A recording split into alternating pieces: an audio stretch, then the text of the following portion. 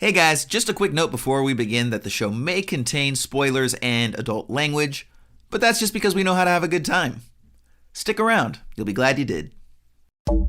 You are here for me to enlighten you. You ever act like this again, you're barred for life. It's just vile and base. It's kind of embarrassing. If you know your lines, then you can forget them. Oh, I get it. It's very clever.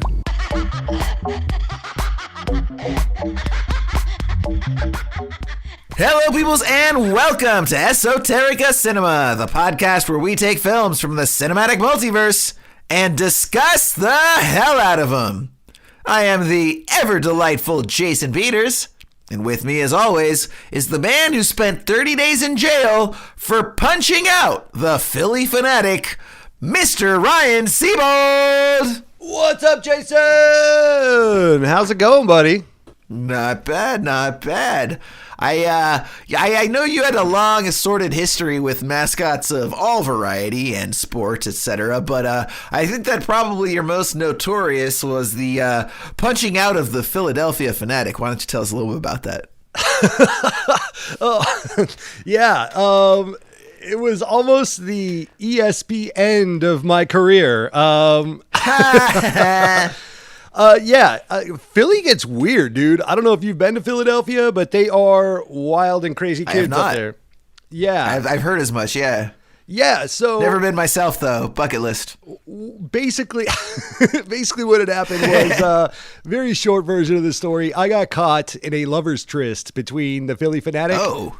I know. And Gritty, the Flyers mascot. Oh, my. Yeah. Oh, man. Dude. The other notorious Philadelphia mascot, Gritty, from the hockey team. Flyers, correct. is it? Yeah, dude. Gotcha. That Gritty, wild in bed. Let me tell you, worth every minute. May as well call him kinky. Yeah, but the Philly Fanatic was none too pleased about such things. And, we got into some kinky shit, me and Grit, and I call him Grit, or call her Grit. I don't know what Gritty's pronouns are. They, them? I guess we'll go with they, them. So wait, now is this like something where like the Fanatic like walked in on you and Gritty or something? Yes. Like what happened? Yes. So we were caught in a Philadelphia hotel room, which is just a crack den. Let's just be honest. I was like, otherwise known as a milk crate, right? Yeah. I mean, it was like a refrigerator box in a back alley. They're not very hospitable up there. But so I got walked in on in this dark alley with me and Gritty. The Fanatic. And dude, that guy's tall as shit too. I mean, it's not exactly inconspicuous, dude. This just 7-foot lumbering mass of fur. Like, I think a lot of people are going to notice. You do not want to be a power bottom with Gritty. You gotta be a top. But yeah, just, in the throes of passion, orange fur flying everywhere. And then here comes the green Philly Fanatic. And in true Philly fashion, he was throwing batteries at me, just mad and upset. Pretty sure it was from the vibrator we were using. And, Oh. Yeah, which for Gritty needed to be a pull start. I mean, this thing had a full 2-stroke engine. Hey, 2-stroke. Ayo. Ayo. That's not the only 2-stroke out there. It's... I can no longer go cover, Phillies games. I've kind of been banned by my network. It's gotten a little awkward at work. They don't send me to cover things up in the old Northeast for various reasons. And a little bit of trivia for you. The Phillies, from said Philly Fanatic, the Philadelphia Phillies, the baseball team, is based right here in Tampa, Florida, for their spring training. So we are currently on a lockout. And I am personally on a lockout from the Fanatics art. So it's a sad ending to So look out, Sheboygan. Ryan's bringing his antics your way. Yes, that's right. Any excuse we can find to use the word Sheboygan in this podcast, I'm cool with. It's a fun word to say. All right. Well, Ryan, we got a film today as we always do. Why don't you go ahead and hit us up with a description, man? Today's film is from a fan. Speaking of fanatics, we're going to get into this shortly, but it's The Beast of War, or The Beast, depending on how you found this sucker. It's kind of listed as both, from 1988, from director Kevin Reynolds. Google has this summarized as, first off, this is way too long of a description for such a simple movie, but we're going to go at it anyway. A Soviet tank unit led by Commander, Daskal. Yeah, we'll go with that. A Soviet tank unit led by Commander Daskal destroys a village in Afghanistan in 1981. Taj, played by Stephen Bauer, a member of the village, vows revenge and pursues him along with the Mujahideen. Meanwhile, the radical Daskal turns violent against his unit when he murders the tank crewman for his Afghan ethnicity and leaves tank driver Kovarchenko to be killed by the Mujahideen. Taj, however, offers Kovarchenko sanctuary for his assistance against the tank unit. Jason, what did you think about this movie, buddy? I mean, I'll tell you after we listen to the trailer, but first, that's like a summary of the film. That's a good 2/3 to 3/4 of the film. That's what I thought. a little detailed there, Google. But hey, let's listen to the trailer real quick for The Beast of War.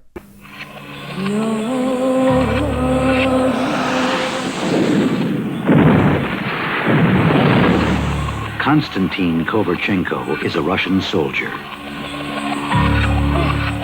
He's fighting a war he does not believe in. Put him under the track. Under a commander he cannot trust.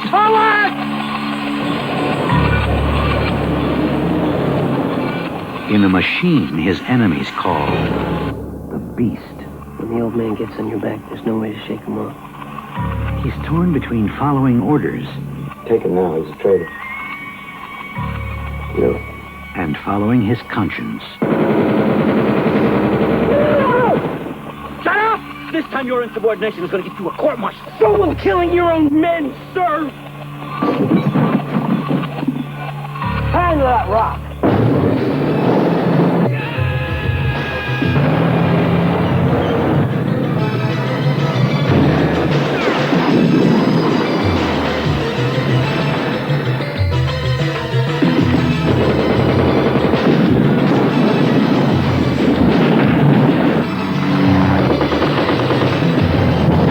Columbia Pictures presents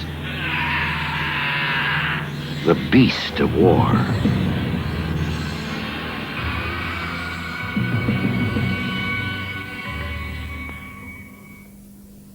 Okay, so as Ryan said, this film, I believe, was released as The Beast, but then kind of since has been come to known as The Beast of War. You can call it either or. Really, what I want to bring up before we actually really get into this, though, is really just want to give a shout out to a big fan of ours. A gentleman by the name of Nick reached out to us on Instagram, said, "Hey guys, love the show. Have you ever heard of this film called The Beast or The Beast of War?" And then went on to tell us about it. Now, neither Ryan nor I had heard of the film, and so we were really pleased to be able to learn about a new film that we hadn't checked out before. And of course, we're always letting you know, like, hey, we're trying to encourage you to reach out and talk to us. And things like this are exactly the reason why, And so what we decided to do is it's like Nick, I'm sure you're listening to this right now. We really wanted to do you a solid, show you appreciation for reaching out and making this recommendation. So we did this as a one-off bonus episode. As I'm sure you know, where we do the random selections at the end of the episodes. There's certain films on our list that will literally never get selected or will take 5, 7, 10 years probably. And we didn't want your recommendation to just go unnoticed. And we also wanted to let you know that we really appreciated you reaching out to us, striking up a conversation, giving us the recommendation. It meant a lot to us. And so, we wanted to do this sort of in your honor. And one of the other things to everyone else who's listening is Nick actually reached out to Roger Avery. So for anybody who doesn't know, Roger Avery is the filmmaker who made Killing Zoe. He actually shares a screenplay Oscar with Quentin Tarantino for Pulp Fiction. And so a lot of people don't realize that he wrote one of the segments. I forget which segment it was, but either way, it was enough for him to be considered a co-writer, much to the chagrin of Quentin Tarantino. That's a separate story. Regardless, so Nick reached out to Roger Avery on There's a lot of things Instagram. To the chagrin of Quentin Tarantino. Let's just be honest. Right? He's got a lot of chagrin in him. So he found out that Roger Avery was a big fan of this film, wanted to reach out to him, see if he had an opinion on it. And, much like we all do, right? You send something to someone that's, famous, got the blue check on Twitter, whatever it is. You don't really expect to hear back. Lo and behold, 2 weeks later, Roger, reached back out to Nick. And he left the following message that I'm going to read to you guys. Hi, Nick. Indeed, The Beast of War is freaking fantastic. I saw the film with Quentin Tarantino in Westwood, California on opening weekend, and no one was there. We had the theater to ourselves. The owner said it was in the theater for 1 day, just for awards qualification. Talk about suppressing a film for reasons of political agenda. Same thing happened with Idiocracy. Too intelligent for its own good. I find the film transcendental, as well as a fantastic action film. That's just super cool, Ryan. I don't think I've ever had a filmmaker, spend that much time with me. Aside from my infamous Spike Lee Twitter beef. The infamous Spike Lee Twitter beef. I mean, also, I've never had a fan spend so much time with me. So thanks, Nick, for reaching out. Appreciate you for not only sharing a movie that we need to add to our list, which we just skipped right over the list and went right to it. That's kind of the travails of our little system that we have set up here, unfortunately, is that there are so many good films on this list that I'm now stuck not watching, and I want to really bad, but they're on our list. And I'm like, well, the second I watch it, now we've got to take it off the list. And so this is one that we it's going to be the film we pull next week, invariably. Yeah. So we didn't want to let this get lost in the shuffle and never get chosen. So we just went right to it in the off season and dedicated a whole ass episode right to you, Nick. So thanks very much for reaching out. And not only giving us the movie, but a little backstory as well. I thought that was really nice. So, Roger Avery, if you're listening, shout out to you too, buddy. Thanks for the... We know you're a big fan of the show, Raj. Hit us up, buddy. Apparently that guy just answers stuff. So I'm going to go ahead and shoot my shot. Work for Nick. Might as well, right? Might as well. And then for anybody else who's listening, feel free to reach out to us just the way Nick did. We'd love to hear your recommendations. Can't promise we're going to give you a whole ass episode, but he was the first to do so, and we wanted to reward him with that. So once again, Nick, to Ryan's point, thanks a lot. And to everyone else, feel free to reach out to us on either Instagram or Twitter at Esoterica Cinema, or esotericacinema@gmail.com. Let us know the films you want us to look at. Even if we can't do a episode dedicated to it, we can consider it to put on the master list for our next season. We've already locked down season 3, but we can always entertain it for season 4. And again, we love to hear about movies that we hadn't heard of before, and this was absolutely one of them. And I'm really glad that old boy Nick got to us, because Ryan, spoiler alert, I actually really enjoyed this film. I enjoyed this film actually more than I thought I was going to after the first kind of handful of minutes. It definitely, it's got that sort of, it's so funny because there's certain eras of film that just have a feeling unto themselves. And I don't think it's any one aspect. I think it's sort of the combination of the acting style at the time, the cinematography style at the time, the score style at the time. And this definitely had that sort of like late 80s, early 90s sort of thriller vibe. We saw it in a lot of like, mainstream thrillers and sort of, some of those street gang thrillers and such. And almost a little bit not unlike that Michael Mann vibe that we've sort of talked about before. Sure, but better than The Keep, though. This was better than The Keep. 100%, yeah, 100%. Not that Michael Mann vibe. And so it was like, okay, well, this can go sort of like late night cable vibes. Let's see what happens. And it didn't go there. It actually ended up being a really solid film. I loved the way that it sort of looked at both sides and then sort of brought it together. Yeah, had a little bit of Woody Allen vibes in that regards.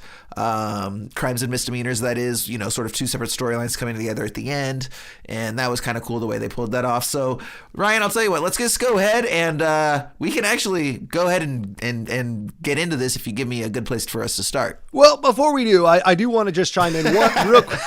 I was waiting for it and it wasn't there. Well, you weren't giving me a space. You just kept talking and I just kept listening. I do that. So yeah, I do that. Well, yeah, I mean, that's why we started this show.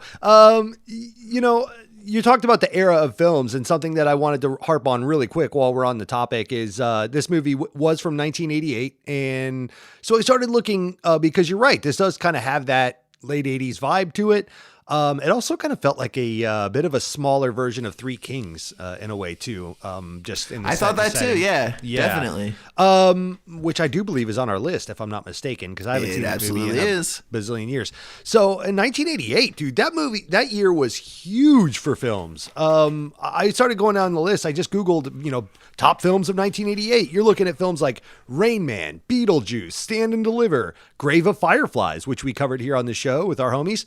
Who Framed Roger Rabbit, Coming to America, Good Morning Vietnam, Big, Die Hard, Twins, Fish Called Wanda, Willow, Land Huge Before movies. Time, They Live, on and on and on. I think Eddie Murphy's Raw came out in 1988. So yeah, this is a banana pants crazy year for movies, and so I could see where this one would get lost in the shuffle with all these releases coming out that year. You drop something out for awards consideration. Good fucking luck, dude. You're going up against Rain Man and Good Morning Vietnam and Coming to America and like on and on, but Stand and Deliver. So yeah, it's unfortunate that this one kind of fell through the cracks, but I'm glad that we caught back up with it because I really did enjoy this film. With that said, Jason, we can go ahead and start this discussion at the beginning. Yes, I was waiting so much. It's like a shot of heroin straight into the veins. It is. It's been a while. Good to be back with you, buddy. We've been doing these short form content things and flying solo on our own. So it's good to be back with you on the show. Felt good to say as much as it was good to hear. Excellent. So when we start the film, we actually are treated to a quote from one Mr. Rudyard Kipling before Did not the film see starts this coming. proper. Neither did I. It goes as follows. When you're wounded and left on Afghanistan's plains, and the women come out to cut up your remains, just roll to your rifle and blow out your brains, and go to your God like a soldier. Some inspirational stuff there from the guy who wrote the Jungle Book. Right. What the fuck? Yeah, so I did look this dude up because I was like, that's not the Mowgli I know, but yeah, he was apparently raised in British India, born and raised, so he's got something to say about empires and what they can do to Eastern countries, so even Middle Eastern countries. So yeah, I guess that was a pretty solid take. It was a powerful quote, and it held true. Kind of a bit of a foreshadowing to where this movie takes us at the very end. Yeah, 100%. So when the film starts proper, we fade in on a picturesque wide shot of a desert landscape at daybreak. All is still at magic hour as a muted pink sky hangs over shadowed sands, and then we get a couple more shots of the desert as superimposed credits cycle through before we see glimpses of a small village that exists within the plains. Now, aside from simply existing, we see the townspeople polishing guns, uncertain of exactly the reason, but possibly in preparation of war. Now, Ryan, this kind of turns out to be true, where the village is quickly air-bombed and a number of tanks roll in. The village puts up a fight, but it really doesn't make much of a dent. We soon learn that it's 1981, and it's the second year of a Russian invasion. Now, real quick, by the way, before we even continue, okay, I feel like I have to get out of the way. Like, it's so funny to think about in 2021, the way that films used to be with regards to the way ethnicities were represented. Right. And so often throughout this movie, I had to be like, right, they're Russian, not American, because they didn't even bother to have them fake doing accents. Like, there are zero accents on any of the Russian soldiers. Nope. All sound American as shit. They're talking like we're talking right now. Exactly, dude. It's Jason Patrick, who, and it actually took me a while. I didn't recognize him for a couple scenes, actually. Lost Boys era, Jason Patrick. Yeah. Yeah, and as well as a couple character actors that you'll recognize, but like not sure where, like that Kaminsky guy. I even looked up his credits after the fact, and it was like I recognized a crap ton of those movies, but could not picture any of his characters. Same, but I know I've seen his face many times before. It's a very recognizable face. But yeah, all that to say that like. There is an element where I think we're talking about Stephen Bauer. Is that correct?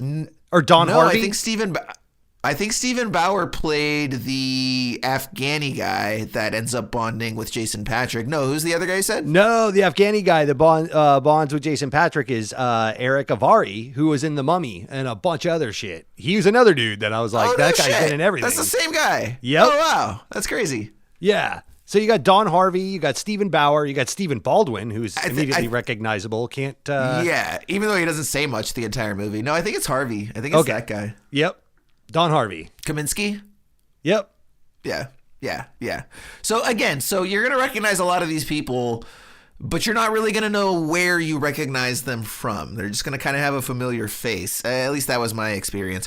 But again, you're going to have to just accept right off the bat, like, okay, they're not doing Russian accents. They're not trying.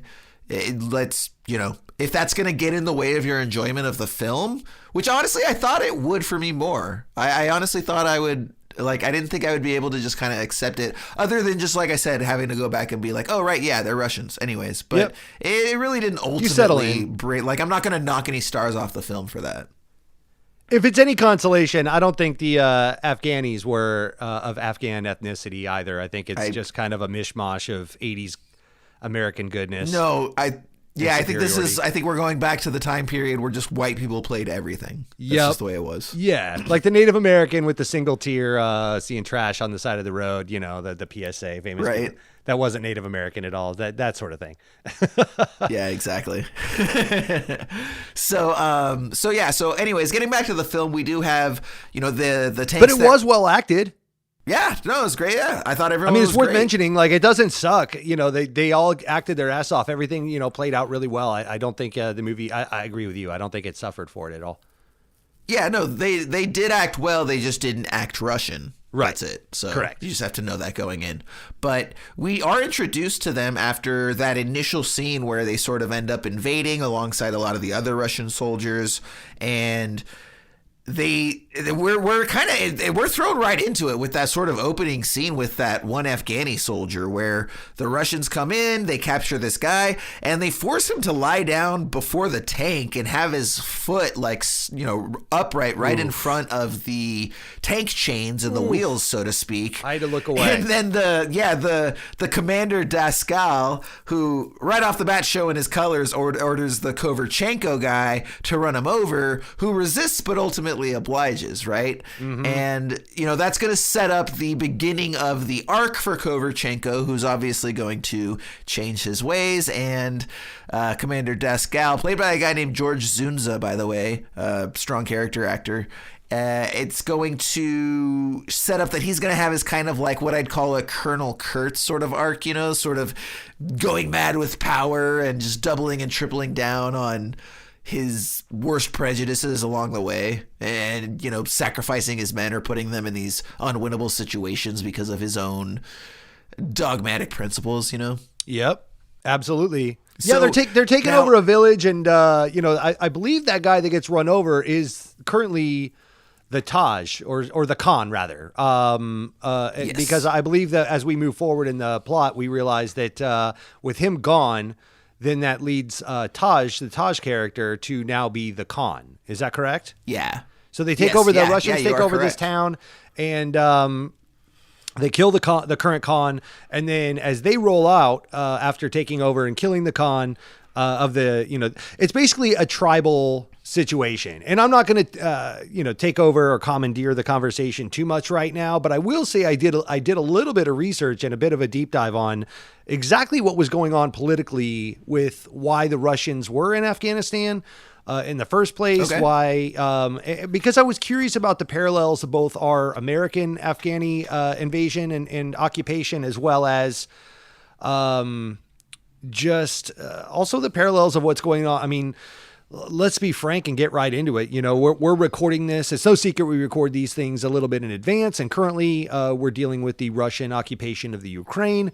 So there's a lot of parallels that can be made. I mean, obviously that was on my mind and on my heart when I was watching this. Lent itself well to because you're seeing tanks, lost there as well, and people being stranded. So there's a lot of direct parallels to maybe, what could be going on there. So anyway, all that to say, everything, at this time was very tribal, and you're having a bit of a civil war that's propped up by the Soviet Union that turns into a proxy war because Americans and the West were funding the rebels that were trying to overthrow the Soviet propped up government of Afghanistan. So all that said, these tribesmen that are that are the rebels, more or less funded by the West, are trying to overthrow the Soviets who are there to keep their government in place to propel communism, because we're still in the Cold War era here. So anyways, they roll out, and then our little tribe people get together, realize that their Khan has died. Now Taj is the new Khan, and they're like, what do we do? My reason for commandeering this conversation is what I didn't get, and maybe you're about to get to it, but I at least wanted to let you know. I didn't really quite understand when the tank crew that kills the Khan, rolls him over with Jason Patrick and the clan. When did they get lost? Because immediately the next scene we cut to them, they're on their own driving towards a fork in the road. But while they were in that town or village, they had homies, right? They were, I believe, with other people, if I'm not mistaken, other Soviet soldiers and other tanks. I don't think they were there alone, were they? Did I miss that? No, not at all. I mean, it was a whole, battalion or whatever the exact terminology would be, but yeah, no, and they don't, it's kind of a blink and you miss it, or maybe that's not even fair to say. Yeah, they do kind of just time travel a little bit. Like they jump ahead to pretty much as soon as that war is over, and it is kind of a nice little action sequence. As soon as that's over, they pretty much jump to like everybody leaves, and then right away it's like we don't really see the tank stray from the pack. Okay. We just kind of understand that they did. And honestly, as I'm saying it out loud, that was probably, well, I don't know, because I was going to say it's probably a budgetary reason, but then, they were able to get those shots for the opening scene. So it's the only weak point I could see in the plot was just because, I felt like I blinked and I missed it. I was like, whoa, what happened? Like, why'd they get separated from... I thought there would be a catalyst or something, because obviously I knew the plot of the film or the synopsis of the film going in, but I just was waiting for that moment to kind of motivate their isolation, but I did not catch that. But that's neither here nor there. They're alone. Moving on. Yeah, so we do have all of the tanks and the Russian soldiers leaving the village, right? Which is why the Afghan family is able to come back and see the wreckage and how some of their family members were killed and such, and the grieving process. And to your point, that's when Taj claims Khan and all of that. So, like the Russians have left at that point for them to be able to have those moments. And I think it's just assumed that like when they left that, like a little duckling, the tank got lost and strayed from the path, and now it's just kind of lost on its own. So in all fairness, as the movie moves on, they do a pretty good job of showcasing all these regions are very confusing, and there's one way in, one way out. You make a wrong turn at Albuquerque in Afghanistan and you're fucked. And that was from what I understand, a lot of the problems anyone's ever had trying to occupy Afghanistan is, their home turf is no joke. It's not, it's pretty rugged terrain. So that's what these people were up against. So now we see the commander of the tank battalion, so to speak, and they have a gentleman on their crew. He's like a Russian guy, but he is also like Muslim or something like that. We see him praying to Allah. He seems to practice Islam. And so right off the bat, this Daskal character is hugely suspicious of them. And we see it where they basically tell us that they're lost, right? They don't show us that they're lost. They tell us that they're lost, because right after that scene, we jump to it and they're alone looking at the map and they're like, what happened? And it's like, I don't know. I think we must have made a left turn at Albuquerque, blah, blah, blah. And then he's like, you got us lost. Why don't you know where you are? Get the hell out of here. You're demoted. And then he turns to Koverchenko, Daskal that is, and he's like, hey, you're promoted. You're now, in charge of navigation or whatever. And that would be like, so the first sort of minor prejudicial sort of thing that we see from him that's only going to obviously escalate and get worse and more dramatic over the course of the movie. But from there, we also get a moment where the Afghan soldiers are talking about they're arguing over who's going to get the RPG, and the Khan has a cousin, and you can tell he's sort of very like arrogant, and he says that he's going to be the one to fire off the RPG. And after talking all this big game, he misfires at the Russians. They see that they're being attacked, the Russians do, by the Afghani soldiers, and so they bail. Now, Ryan, the reason I bring this up is because it sets up a very sort of interesting structure and trajectory that we don't really see in a lot of films, where most films are going to be content to take one side or the other and just sort of stay within that character's purview. This film is more of a cat and mouse, where it has us, sympathize with both the cat and the mouse at the same time. It shows us both sides. It shows us the motivations equally for both characters. Correct. And how, there's rights and wrongs on both sides, but ultimately both sides are in pursuit of their own side's goals. And so, there's no real true heroes or villains. And then, of course, the relationship aspect down the road as well. What did you think about this structure? I loved it. I thought that, you see a lot of this from an American standpoint, from Vietnam War or, different World War movies from an American stance, just in the sense of nationalism versus humanitarianism and the dangers of just following orders. Because oftentimes those orders trickle down from people that are looking at, at war as a game of risk, more or less. And it's just a matter of... We saw that explored in in our first season in Paths of Glory. Paths of Glory is a great example. Even Born on the 4th of July covered some of that as well. Yeah. Just the war is hell element, and how sometimes soldiers can be discarded as pawns and used for the greater good of the nation that's at war, and so forth. So war is hell, buddy, and it's not a game of feel goods. And this did a pretty good job of demonstrating that from both sides, instead of just coming at it from a nationalist John Wayne, pull your boots up and go to war, we're fighting for the good guys kind of way. Sometimes war and conquest is so much more complicated and blurrier than that. And when you get down to ground level and you're dealing with the humanity of war, and, oftentimes these soldiers are kids, or young men that are sent off to be fodder for what is deemed as the greater good. And you could definitely look at both sides here. Our Kovalchenko character, played by Jason Patrick, kind of exudes the humanity of the Soviet side.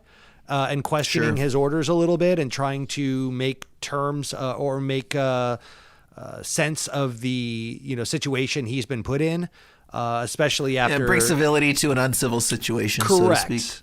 Yeah, a little bit of conscience, that gets applied. And then from the other side as well, because you've got, like you said, the arrogant cousin of the Taj, or of the Khan rather, of Taj, and you could tell he's arrogant. How, Jason? Because he won't take his sunglasses off.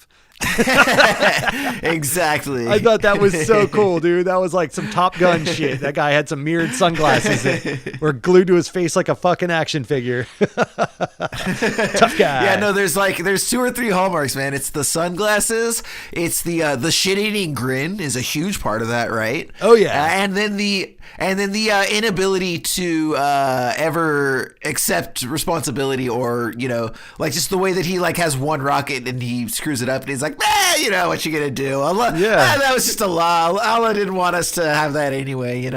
Moving on. Yeah, always passing the buck, that guy. Yeah. Hey, we've all got family members like that. Oh yeah, I can relate, Taj, if you're out there listening.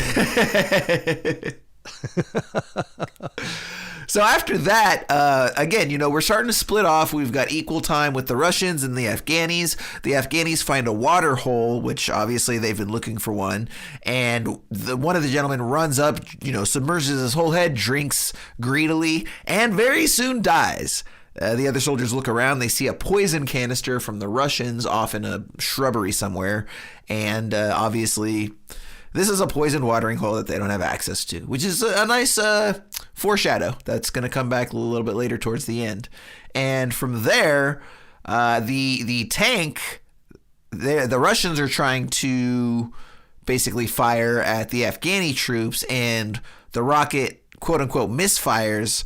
And then because of that, it's like, hugely dangerous. It might explode inside the tank. So all of the soldiers like jump out, run and hide, wait for it to explode. And then when it doesn't, of course, who's going to get sent out but old boy Samad, right? From Dascal. And he's like, hey, go, why don't you go ahead and check and make sure that everything's okay out there. Obviously would not miss if he were to explode, and is probably actively hoping that happens to him. He ends up having him plant a booby trap on a missile on the ground before they leave, where he just sort of puts like a grenade behind it because he knows that the Afghanis are looking for weapons and scraps and whatever they can get their hands on, right? So obviously a whole ass missile is going to be pretty enticing. Puts a grenade back there, and it works. The Afghanis show up later. They see it there. They go to retrieve it. Boom, explodes. Now, one of the things, Ryan, that I thought was interesting as well is the way that everything was shot. There was a lot of people in here, and but even given that it's a fairly personal story where you've got these 4 or 5 guys on one side, same for the other, but everything is shot very wide. As I was watching the film, I noticed that there were very, very few close-ups. Agreed. Even down to like when we were like inside the tank and there was minimal room, they still chose to shot in like medium wide profiles as much as possible. And I just thought it was kind of an interesting way to shoot this film. Did that jump out at you at all?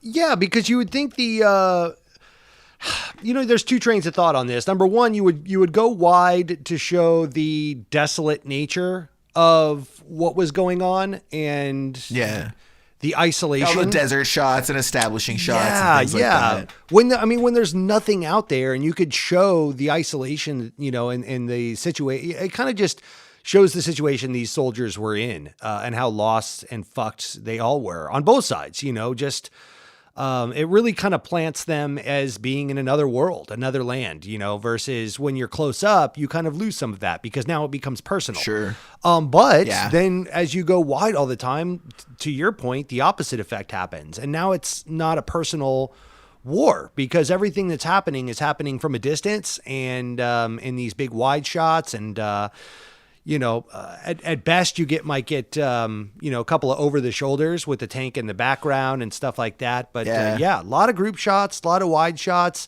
Sometimes that gets done for budgetary purposes. I think we talked about some of that on the episode covering Duel as well. But sometimes when you're on a budget and you got to move fast, let's just shoot a whole ass scene, and not get a lot of coverage. And, this did have a budget of $8 million, which for what they gave us and the military operations and the tanks and the helicopters and all of the things that come in towards the end, I think they did a great job for $8 million.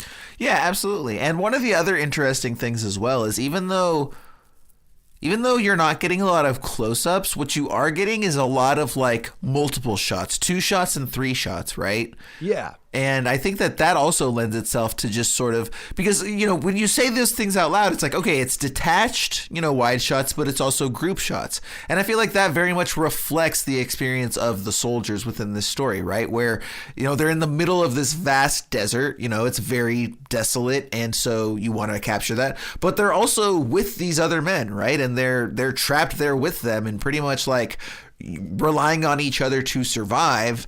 And so even like, some of the moments like with Jason Patrick later where again, you'd think that like you'd go in for like a close up for his big emotional moment.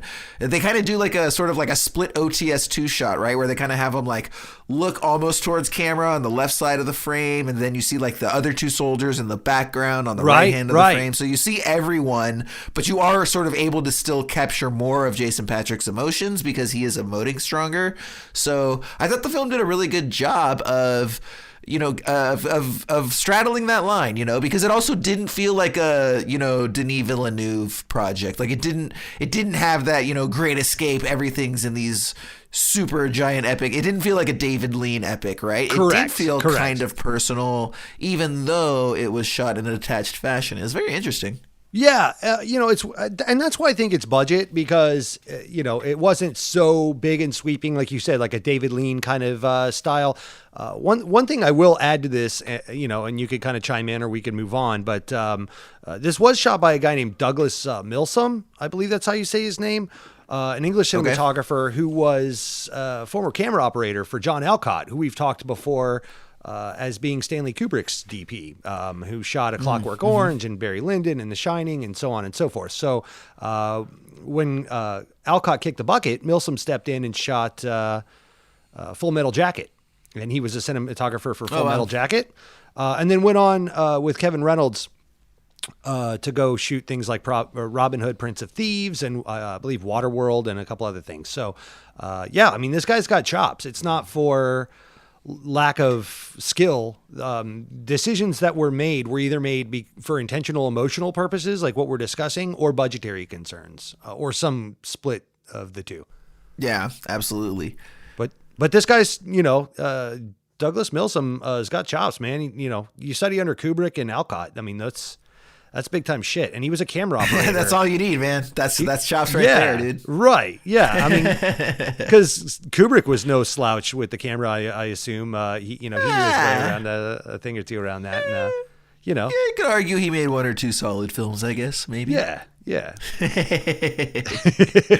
case anyone listening doesn't know, he's my favorite filmmaker of all time, and that is absolutely in jest. So do not come at me. Don't at me, as the kids say. And I do think it's really funny in the film after that where we get this scene where, like, the tank doesn't stop, like, it doesn't have brakes, and it's revealed that, like, that Kaminsky guy stole the brake fluid to make, like, homespun soldiers moonshine out of. He's like, oh, yeah, it's great, you just throw a few raisins and some fruit in there, and you let it sit there overnight, and it's got a nice little kick the next day. And then, what could go wrong? Right, and then Kovalchenko's going to write him up, and Daskal's like, he's our best gunner, don't write him up, blah, blah, blah, this and that. And I think Kovalchenko does end up, or no, he ends up writing him up, but like he lets Daskal pull the page out of his journal or something like that. And then after that, so I wasn't 100% sure what I was doing, because it cuts to where it's later at night. It's the scene where it's dark and the tank rolls up, and they're being encircled, and so the tank has this like ring of fire that it ends up spewing to make like just like a circle, like a ring of fire around itself. And like, what the hell was that, Ryan? Can all tanks do that? I think it had a flamethrower on it. Yeah, apparently. Did it have a flame? Because we never ever see that after the fact. But no, and it wasn't, because here's the thing, it wasn't a flamethrower, because it wasn't shooting like actual flames. Like it wasn't shooting gas flames. It was like napalm or something, because it was spitting it out in a circle to where the substance was hitting the ground and then catching fire, right? Like it was still on fire as it was spewing out, but a flamethrower, like the moment you take your finger off the trigger, like it's not leaving a residue that's hitting the ground and still on fire, right? This was like spewing like a magma or something, which maybe that's napalm. I'm not 100% familiar. I'm not with certain. A lot of military weaponry. I did a decent amount of research on the Russian skirmish and occupation of Afghanistan, but I stopped short of their artillery and tank education. I mean, it looks cool as shit. It's the middle of the night, and it's just this, because it was at night tank too, spewing a fucking ring of fire in a giant circle. Like it looked great. I was just like, again, I didn't know what the hell it was. Because, obviously they're in the middle of the Afghani desert or whatever, in the middle of nowhere. And so there's no natural light source whatsoever, spare the stars and moon, which it was shot very dark. And so what the flame then becomes is your only light source to pierce the darkness.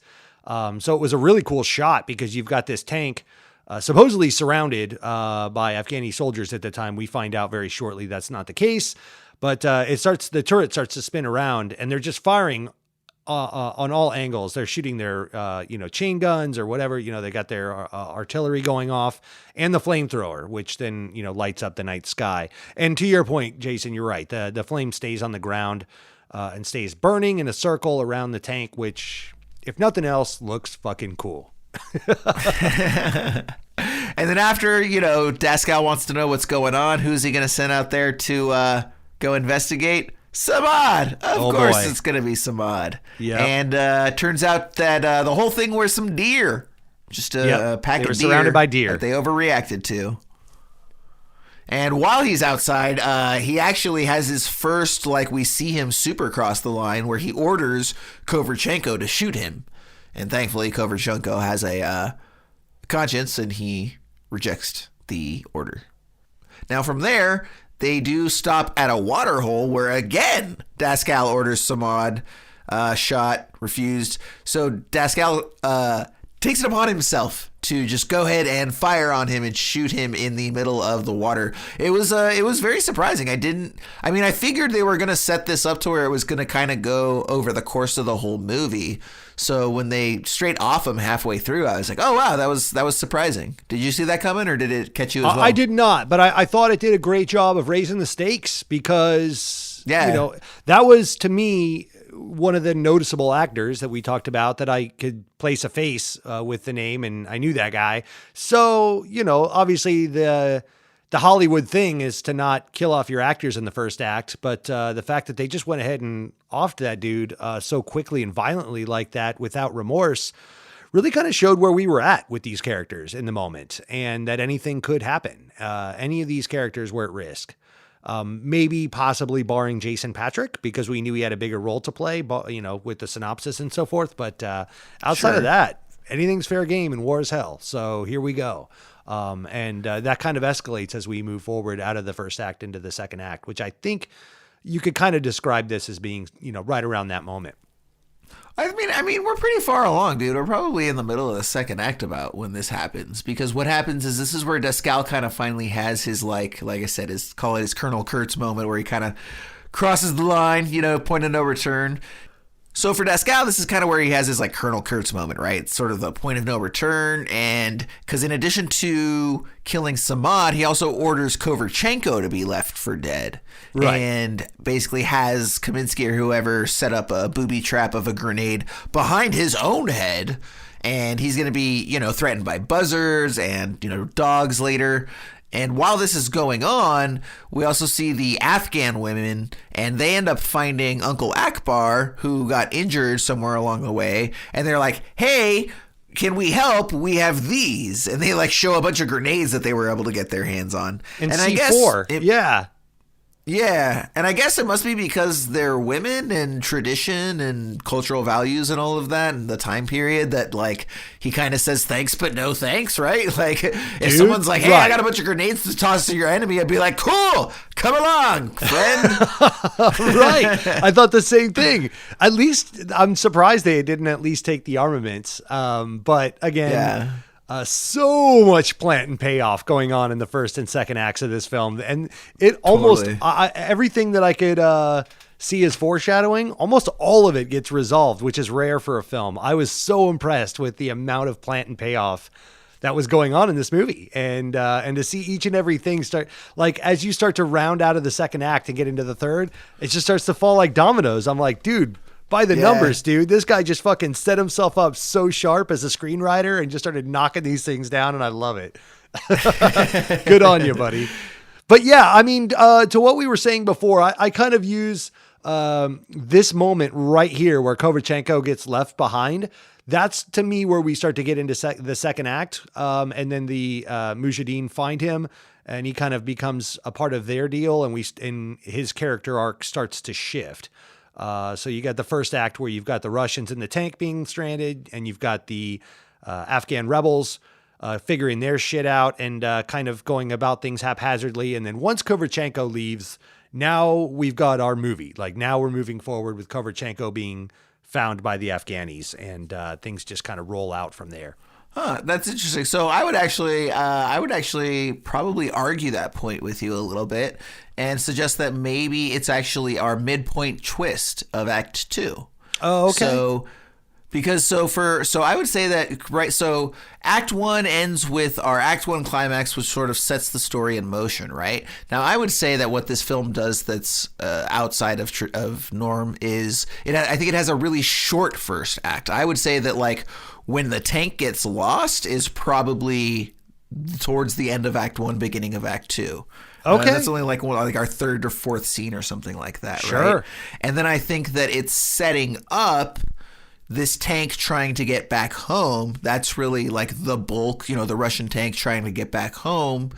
And that's, the sort of MacGuffin, if you will, or, the central plot that's driving the story through, so that when they get to the chasm and they have to turn back and go around, that would be like the end of Act 2, beginning of Act 3.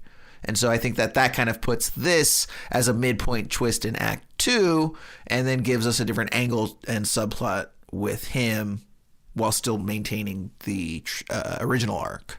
That's kind of what I would argue. That's fair. I'll go along with that. And to your point, cool. And then to your point, though, like with regards to what you're talking about with planned payoff, like, yeah, that's exactly what this film does so well. And we see that again right here in the next scene where when Koverchenko is about to be attacked by dogs, that's when he's found by the Afghanis. And, they're going to basically enact revenge. But he actually claims Nana Waiti, something like that. Nana Waiti, I think, is how they pronounce it. Now, this was actually set up earlier that we didn't reference, where he's talking to Samad, and Samad is explaining the Islamic religion and mentions that among these other central tenets of their beliefs is this notion of Nana Waiti. Again, I might be butchering that. The important thing is that basically if an enemy or whomsoever comes to you and asks for mercy, regardless of the severity of their transgression against you, you have to say yes and treat them with respect and dignity and not kill them, even if they killed your brother or something like that, right? Correct. And so that's, learning that earlier allows him to get out of this situation here by claiming it, and also puts them in position to develop the relationship. And I thought that the next scene was really, really strong, and that's where the Khan and the Afghanis take Koverchenko back to like the cave and have him fix the RPG, right? Because it doesn't work anymore. And so when he's able to do so, they're basically like, hey, since you got left for dead by your buddies there, we were thinking, you should be the one to go ahead and fire off the RPG at them, and just the way that they're having, the communication without speaking each other's language. It was a strong scene. I liked it. No, definitely. I agree. Yeah, and it was a very sort of organic and believable relationship that they developed. Like I said, being double-crossed by your commanding officer and left for dead. Okay, yeah, I'll buy that, it allows, what do I want to say? It allows us to sympathize with him for defecting, right? Because really, if you were going to say that like the film is primarily one side or the other, like you would probably say it's the Russian story because it starts out with them and we kind of see most of it through their eyes, even though later, again, we're seeing a lot of it through the Afghani eyes. But it would be very easy to lose respect for a main character that ends up defecting against his own country and his own people. It would be really, really easy to lose your audience by doing that. So the way that they were able to do that, by, again, introducing this notion of him being left for dead by his commanding officer, I thought was very strong as well. Now, moving forward, again, we've got Daskal becoming more and more unhinged, and a Russian chopper actually arrives to save the men, but the commander refuses to allow them to leave. And what's happened is that they are just about to get home. It's super close. They can see it, but oh, look, we didn't read the map correctly because it was burned off, and realized that right in front of where we are is a giant chasm extending from one side to the other, which we cannot cross in this tank. And instead of just abandoning the tank and hopping in this chopper, old boy Daskal is going to order his men to stay in and get this thing back home by going back exactly the way they came, which is not unlike the device they used in Mad Max Fury Road. Is it? Yeah, where they have them like go straight back through the way they came to get back to it because the refuge, the tree of life or wherever it was going was all rotted and shit. It wasn't actually what they thought it was. That's right. Okay, yeah, that's fair. Yeah. Yeah, I mean, it's a very don't abandon the ship kind of, we're going down with the ship kind of mentality, it seemed. And, salvation was right there in front of them. And you could just see the disappointment in the crew's face, which I think at this point we're down to what, Don Bauer and Stephen Baldwin. And it's just the two of them. Yeah, the Kaminsky and the Stephen Baldwin character, who really doesn't say anything the entire time. If he it's definitely not a classic Stephen Baldwin performance. You barely know he's there. Yeah. They're like, oh, look at the handsome blonde guy. Cool. Yeah, I mean, maybe you heard him talk, and he's like, okay. And then he's like redlining all his lines through the script on set. Hands it back a modified a couple of pages. Gonna have a talk with Alec after this. You're right. May have oversold his brother's talents. I mean, this predates Biodome, and there's a lot to maybe be desired. I don't know. Terrible. But anyways, it was kind of a moment where, because up to this point, Kovalchenko was the odd man out, so to speak, and in our vehicle to see some kind of humanity in spite of these Soviets' lust and passion for nationalism and war and all of that. And then, all of a sudden, when they're denied their own safety and they're not the tough guys anymore, all of a sudden you start to see some of the layers of their own rigidity start to kind of flake away. And you see their humanity kind of start to shine through, where up until now, they were always on the side of their commander.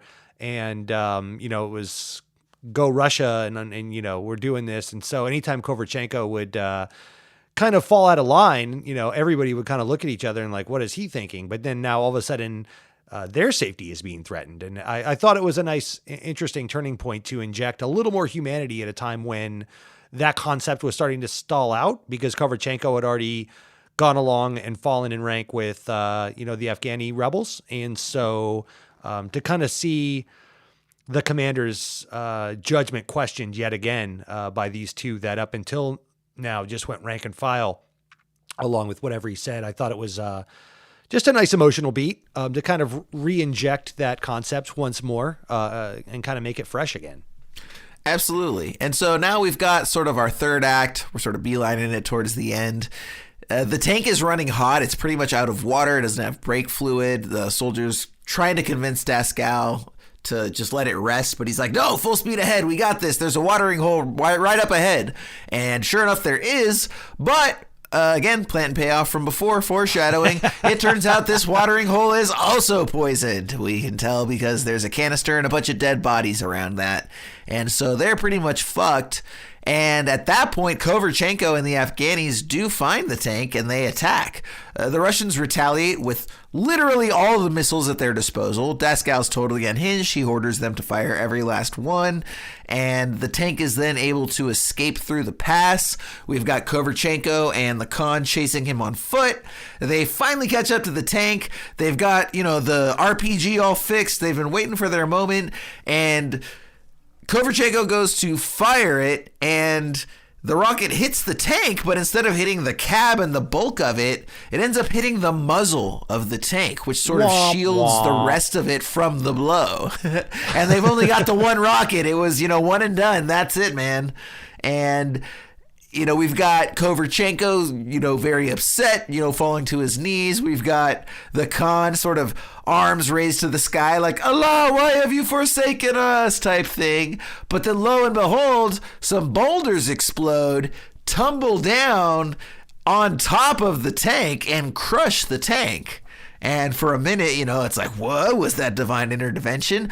No, it was just some crafty women that we saw earlier trying to help out with old Uncle Akbar. And when he didn't take their help, they took matters into their own hands and made this thing happen. Because at the end of the day, women always know better, don't they? Hell hath no fury, Jason. Hell hath no fury. Like a woman scorned. And I could only assume yet another plant and payoff. I just assumed they used the grenades in the C4 that they were holding to blow up that mountainside and get the rocks to slide down. So, so much foreshadowing. Every little nugget that they gave you on the front end comes back around to the back end. So, hell hath no fury. And for the ultimate plan and payoff, going all the way back to the very first opening shot of the whole entire film, to that Rudyard Kipling quote, the women then come down to ravage what is left of our commander and rip him apart, and he should have just shot himself in the head. Absolutely. Well, he did try. So he actually wanted to go down in a blaze of glory with the grenades, but then the Stephen Baldwin and Kaminsky characters like wrestle him. Oh, that's right. That's out right. Of his hands. Yep. And then they like force all of them out, and that's when the women all run up and they kill Descal. I think the two younger ones still survive. I think they just kill Descal. Yep. Yeah. Yeah, that's correct. So, they were let to go. I think that question mark, because I think they were just sent packing out in the Afghani desert, right? Gotcha. They were, they their may or may boots not were have taken. survived. Yeah, all their shit was taken from them, anything worth a damn. And then I think they said, you can go. Good luck, hotshots. I think the commander was If this left were a behind. Western, we would cut to them like buried in the ground with just their heads poking out, right? Like 2 days later. Right. And then old boy Commander Descal was picked apart by the women, who were not as forgiving as the men, apparently. Yeah, so, we've got this nice resolution between Khan and Kovarchenko. Things are going to be buddy-buddy with them. Khan ends up giving Kovarchenko this, sort of ornate sword as a display of friendship. And a Russian chopper then shows up. And instead of sticking around and forming a nice long friendship that'll last till the end of time, Kovarchenko gives him a look and then runs for the helicopter. He does keep the sword and take it with him, but he ends up accepting an airlift and straps himself in and gets hauled out of there. And we are sort of left with a very ambiguous shot of him being flown over the desert plains with the Khan sort of looking up in confusion, really. And then the credits start rolling. So, what did you think about the ending, Ryan? Did you think the ambiguity worked, or did you want it a little more buttoned up, or how'd that work for you? No, I thought it worked fine. I thought our antagonist was obviously Descal, got his comeuppance. The threat of the beast has been subdued. We had a bit of a character arc through point from old boy Jason Patrick, Kovarchenko. And I didn't think it needed to go on much further than that. I think it would have been equally ambiguous if he would have went with them, because then what? Where does that leave him? Is he then adopted as a Soviet into this Mujahideen Afghani rebel society? And I mean, that opens up so many cans of worms. Just go back to where you belong. Go back to where you once belong, as the Beatles said. Get back to where you once belong. And I think that was all I needed. Yeah, absolutely, man. I totally agree. So, that is The Beast, or The Beast of War, depending on where you are watching this. Ryan, let's go ahead and wrap up as we always do with 3 adjectives. What do you got? We kind of covered this. My first is balanced. You brought up right up to front in the discussion. This is a war from both sides film, and I thought they did a tremendous job of giving equal time, for the most part, to both sides of this equation. It was a smaller film, but it felt bigger because you never were on either side for too long to where it started to feel claustrophobic. Mm-hmm. You were kind of back and forth and back and forth. It volleyed very well. So balanced. Also, balling on a budget. For being $8 million in 1988, I looked up, even Rain Man cost $25 million, and I get it, Tom Cruise, Dustin Hoffman, but still, Sure. Tom Cruise wasn't commanding $20 million a picture back then. He was still a young upstart kid coming off a Top Gun, and, movies like that. So, when you got Rain Man with no helicopters or tanks costing $25 million, just a box of toothpicks and a nice car. This movie for $8 million, you get helicopters, tanks, explosions, a full-on, battle situation going on with rocket launchers. It felt bigger than it should have been. So balling on a budget, did a great job for Kevin Reynolds. Also, it's his second picture. This guy went on to go do Robin Hood, Prince of Thieves, and one of the largest films at the time, which was a huge disaster of a film, The Waterworld. This guy swung for the fences, and this was kind of a good window into his future, so to speak, that this guy wanted to do bigger things. So, and then 80s goodness. We talked about this as well. No surprises. It just kind of had that vibe, whether it's Young Guns, as an 80s version of the Western, or, this is kind of an 80s version of, Cold War. I thought the music lent itself very well to that. We didn't talk about this, but a guy named Mark Isham did the music for this film. This guy has done so much music, and I'm not a huge conductor guy. I'll leave that to Measuring the Score podcast. But just a couple names real quick to throw out there. This guy's done everything from The Conjuring 1 and 2, from our boy James Wan. We got Hot Fuzz, Crash, even going back to Miami Vice. He did the music for Miami Vice for Michael Mann, the TV series. He's still out there crushing because he just did the score for Judas and the Black Messiah. So, wow. Nuts.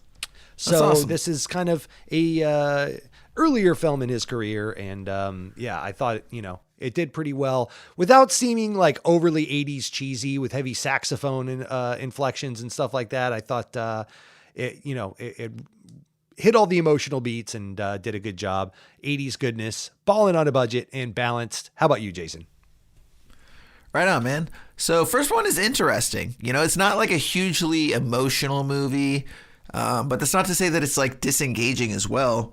And I thought it was one of those movies where I was always curious as to what was coming next. I liked the moves that it made. I liked the plant and the payoff. And everything that it did, it just always held my interest. I thought it was well paced. It kept moving along. It never really sort of slowed down.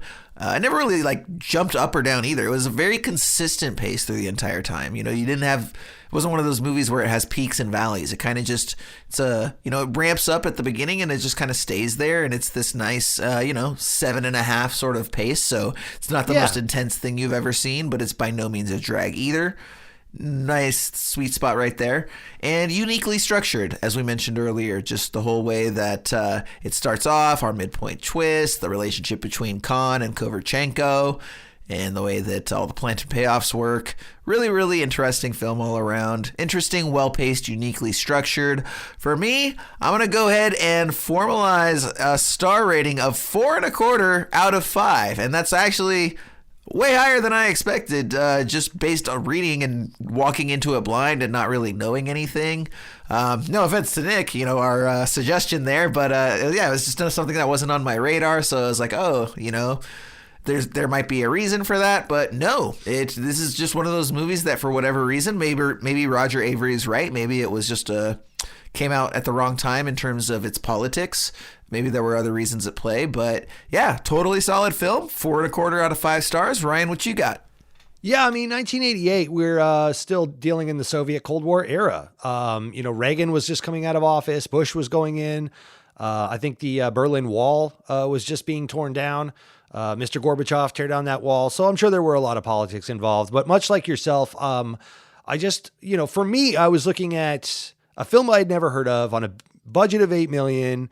The biggest star was going to be Jason Patric, and more than anything else, it's directed by Kevin Reynolds, who went on to do Robin Hood, Prince of Thieves, and then Waterworld, which is highly problematic. So from the director of Waterworld comes a much cheaper film. It's like, oh boy, okay, let's see how this goes. But I was shocked. I really enjoyed this, and I can't thank Nick enough, much like yourself. I'm giving this in the same ballpark. We rarely do this, and I'm giving this an A-. It's creeping up into that A category. This is a film I would watch again. I would recommend to just about anybody. And it's just so consistent all the way through. It's not revolutionary. It's not going to change the face of cinema, but it's just a solid through and through human style war epic without being so pretentious or pompous or full of itself. Not to take away anything from these other films, but this isn't trying to be Apocalypse Now. It's not trying to be Platoon or Casualties of War, Born on the 4th of July. This is just, kind of a smaller indie side of that, if you want to think of it that way. But it doesn't skimp on the intensity. It doesn't skimp on the acting quality or the performances or any of that. So A-, dude. This is a solid film. I really enjoyed this. Awesome. So yeah, that is our review of The Beast of War, or The Beast. At the time of this recording, it's actually available on Amazon Prime, which is funny because like a week or two ago, it wasn't. So I think it just switched over on 5 days ago, literally. But yeah, so you should be able to still catch this one on Amazon Prime. Definitely worth your time. Nick, once again, if you're listening, we know you are. Thanks so much for your suggestion. We appreciate you reaching out. And we really hope that you enjoyed this special episode dedicated just to you, buddy. Thanks for being arguably our biggest fan. And we hope to continue enjoying you, or entertaining you rather, with more movies for season 3, which should be firing up here in, I don't know, another couple months. Also, on that note, just keep in mind, we're trying some new things this offseason. If you haven't, go back and check out our bonus episodes where we're doing what's called 5-minute reviews, if you haven't seen them. They usually clock in around 8.5 to 10 minutes, but it's an Esoterica Cinema 5 minutes, right? Like, I need 5 minutes of your time sort of thing. It's never an exact 5 minutes, but for us, I mean, you'll never get a more concise episode of anything in your life. That's the case. And what we're going to be doing moving forward too is next month we're actually going to be introducing a sort of sci-fi month. And we're bringing in a good friend of the show, Mr. Jesse from the Sudden But Inevitable podcast. And he and I are going to be having a very in-depth discussion about Neon Genesis Evangelion, which, if you haven't heard of it, is an amazing late 90s anime, huge in Japan, like ginormous. Everyone over there knows it. And it's a very unique take on the traditional mech anime with a lot of sort of philosophical, even pseudo-religious implications. A lot of metaphors going on in that one. So we're going to break that one down. We're going to be posting episodes every other week. And then in between those, Ryan and I will continue doing our 5-minute reviews. And it's going to be focused on science fiction films. I cannot wait to talk about my first film.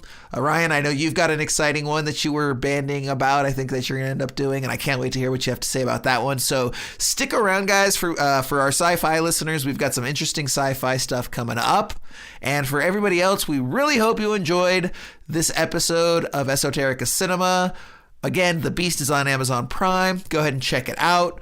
Nick, once again, thank you for being arguably our biggest fan and for listening to all the episodes and making this wonderful suggestion. Everyone else, feel free to reach out to us on Instagram or Twitter, Esoterica Cinema, or esotericacinema@gmail.com to make your recommendations. And we will see you next time for another episode of Esoterica Cinema.